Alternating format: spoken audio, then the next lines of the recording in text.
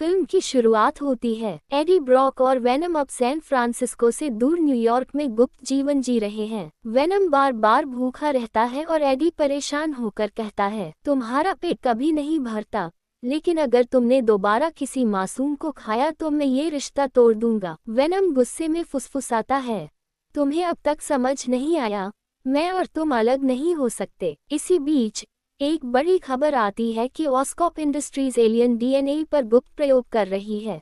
Research के दौरान वे एक नए सिम्बायोट को सक्रिय कर देते हैं, टॉक्सिन। लेकिन इस बार टॉक्सिन सिर्फ शक्ति ही नहीं, बल्कि बुद्धि में भी खतरनाक है। वो इंसानों को सिर्फ गुलाम बनाना नहीं चाहता, बल्कि उन्हें हाइब्रिड्स में बदलना चाहता है ताकि पूरी धरती उस पर राज करे। एडी डर जाता है, ये तो कार्नेज से भी आगे निकल गया, हम इसे रोक नहीं पाएंगे। वेनम गरजता है, अगर हमने कोशिश नहीं की तो इंसानियत खत्म हो जाएगी।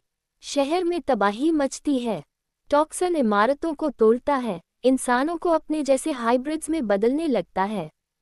पुलिस और सेना उसके सामने टिक नहीं पाते, पूरा न्यूयॉर्क युद्धभूमि बन जाता है। एडी और वेनम मैदान में उतरते हैं, लड़ाई बेहद खतरनाक होती है।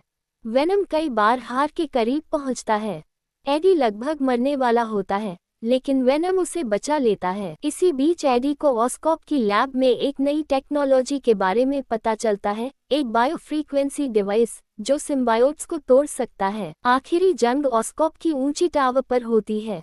टॉक्सिन एडी को पकड़कर कहता है, वेनम एक असफल प्रयोग है, असली उत्तराधिकारी मैं हूँ। वेनम चीख कर जवाब देता है, ताकत विरासत से नहीं, अपने इंसान के दिल से आती है। फिर एडी और वेनम मिलकर उस डिवाइस को एक्टिव करते हैं।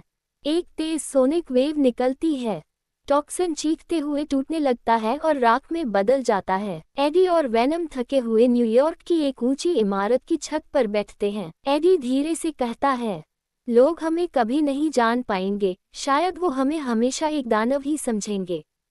वेनम हल्की हंसी में कहता है, तो ठीक है, हम वही दानव रहेंगे जो उनकी नींद बचाते हैं। कैमरा पीछे हटता है और स्काईलाइन में आज़ाद न्यूयॉर्क दिखता है। वेनम और एडी अब भी अनसुने हीरो हैं। इसी के साथ मूवी खत्म हो जाते हैं। अगर वीडियो अच्छा लगे तो लाइक शेयर सब्सक्राइब जरूर कर देना।